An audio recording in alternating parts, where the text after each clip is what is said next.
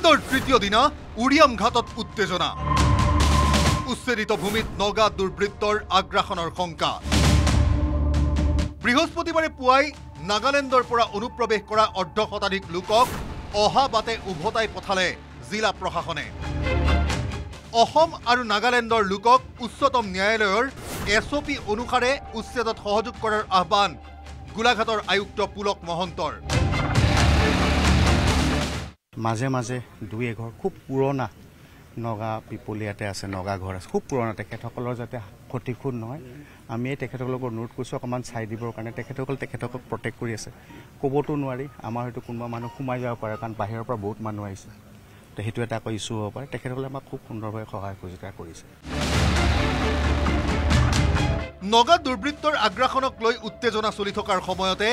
গড় চিকাৰত জড়িত থকাৰ অভিযোগত আৰক্ষীৰ জালত পৰিছে উৰিয়াম ঘাটৰ তিনিটা বেদখলকাৰী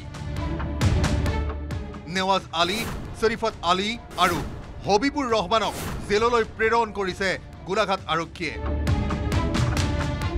দ্বিতীয় দিনা উচ্ছেদ অভিযান চলি আছে উৰিয়াম ঘৰ এই মুহূৰ্তত দেখিছে আপুনি এখন বিদ্যালয় এই মুহূৰ্তত উচ্ছেদ চলোৱা হৈছে যিখনৰ নাম নুৰুল উলুম ৩ নং দক্ষিণ দয়ালপুৰ হাফিজিয়া মাদ্ৰাছা মাদ্ৰাছা এখন ভাঙি দিয়া হৈছে এই মাদ্ৰাছাখন তেওঁলোকে নিজে বেদখল মাটি নিজে তেওঁলোকে মাদ্ৰাছা স্থাপন কৰিছিল কেৱল মাদ্ৰাছাই নহয় মছজিদ নিৰ্মাণ কৰিছিল তেওঁলোকে বেদখল কৰি তেওঁলোকে বিভিন্ন প্ৰান্তত ধৰ্মীয় অনুষ্ঠান স্থাপন কৰা তাতে উপাসন কৰিছিলে আৰু এই মুহূৰ্তত দেখিছে আপুনি এই বিদ্যালয়খন এই মুহূৰ্তত যিখন মাদ্ৰাছা আছিলে সেই মাদ্ৰাছাখন সম্পূৰ্ণভাৱে ভাঙি দিয়া হৈছে এই মুহূৰ্তত যদি দয়ালপুৰত উপস্থিত আছোঁ দয়ালপুৰত দেখিছে এটাৰ পিছত আনটো বাসগৃহৰ লগতে যি মাদ্ৰাছা আছিলে সেই মাদ্ৰাছাও ভাঙি দিয়া হৈছে ৰেংমা বনাঞ্চলত সজা এনে মাদ্ৰাছাত লোৱা কুশিক্ষাৰে নেৱাজ শৰীফত আৰু হবিবুৰৰ দৰে বেদখলকাৰীয়ে অপৰাধৰ সাম্ৰাজ্য গঢ়াৰ অভিযোগ দল সংগঠনৰ যে এই বিবাদমান এলেকাটোত এই বনাঞ্চলত মাদ্ৰাছাবিলাক কেনেকে গঢ়িলে কোনে ফাণ্ড দিলে ইয়াত এই ফাণ্ডবিলাক ক'ৰ পৰা আহে চাওক আপোনালোকে এইটো আমি কালি পৰহি ইয়াত ভোটাৰ লিষ্টত নাম উঠিছে তেওঁলোকৰ কালি পৰহি নাম উঠি ইমান ডাঙৰ ডাঙৰ মাদ্ৰাছা কম সময়ৰ ভিতৰত অট্টালিকা কেনেকে বনালে চবেই ভাবিবলগীয়া আমাৰ নামঘৰ এটা চাওক মন্দিৰ এটা চাওক আমি বহুত বছৰ বহুত টাইম লাগে আমাৰ বনাবলৈ কিন্তু ইহঁতে ইয়াত একচুৱেলি মাদ্ৰাছাত কি ট্ৰেইনিং দিয়ে এই এলেকাটোত মাদ্ৰাছাৰ কি প্ৰয়োজন আছিলে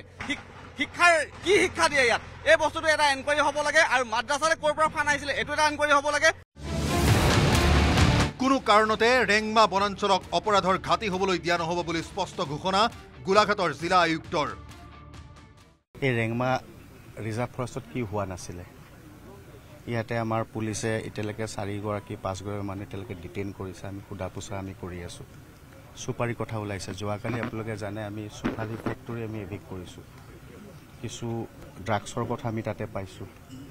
আগতে পুৰণা হিষ্ট্ৰীৰ পৰা মই চাইছোঁ আৰ্মছুৱে ৰিকভাৰী কৰিছে গোটেইখন অপৰাধৰ ৰম্যভূমি হ'ব নোৱাৰে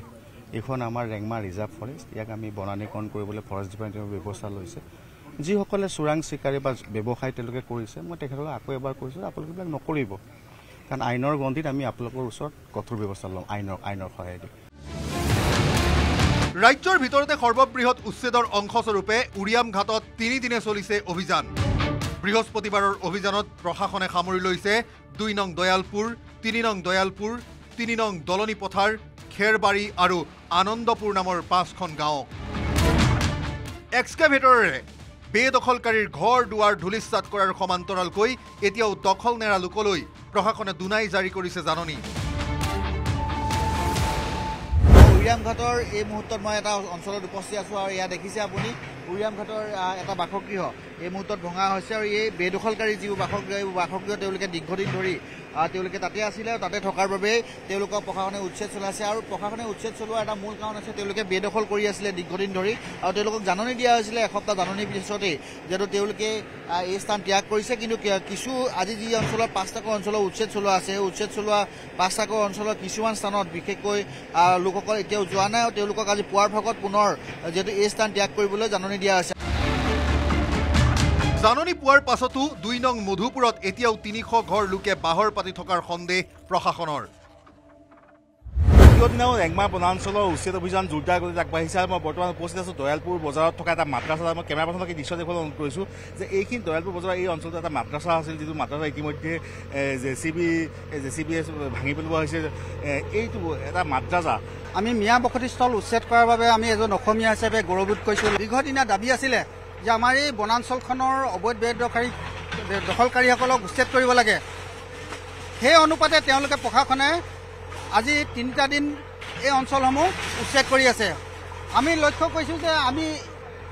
এই অঞ্চলত ঘূৰি মেলি দেখিবলৈ পাইছোঁ যে আমাৰ যিবিলাক সাধাৰণতে আমাৰ চহৰ নগৰ আছিলে সেই নগৰ অঞ্চলতকৈও তেওঁলোকৰ মানে কি প্লেনিংবিলাক ইমান উন্নতভাৱে কৰিবলৈ ধৰিলে তলে তলে আমি ভাবি আচৰিত পাইছোঁ। বিপৰীতে 3 দিনৰ উচ্ছেদ অভিযানত ধূলিসাৎ হৈছে 5খন মাদ্ৰাছা আৰু কেইবাখনো মছজিদৰ লগতে 500টা পৰিয়ালৰ বাসগৃহ। প্ৰশাসনে মুকলি কৰিলে 3000 বিঘাৰো অধিক ভূমি। আমি এক দলনি পথাৰত আছোঁ, দয়ালপুৰত আমি কৰি আছোঁ। 2টা এটা পিঠাঘাটত আছিলে, সেইখিনি আমি ক্লিয়াৰ কৰিলোঁ। কিছু আমাৰ আনন্দপুৰত আছে, এইখিনি আমি আজি অলপ 4-5 ঠাইত আমি অলপ স্কেটাৰ্ড মেনাৰত আমি কৰি আছোঁ। আমি এইখিনি আজি শেষ কৰিম। ৰেংমা বনাঞ্চলৰ হাজাৰ হাজাৰ বিঘা ভূমি দখল কৰা লোকসকলক পুলিয়ে পোখাই আঁতৰাই পঠাবলৈ প্ৰয়োজন হ'ব অধিক সময়ৰ, যাৰ বাবে 3 আগষ্টলৈ উচ্ছেদৰ সময়সীমা বৃদ্ধি কৰাৰ সম্ভাৱনা আছে গোলাঘাট জিলা প্ৰশাসনে। সৰুপথাৰৰ পৰা দেৱাশী গৌতম আৰু গোলাঘাটৰ পৰা ইউনিছ আলীৰ সহযোগত Hirak Jyoti Malakar report, news 18 Assam North east.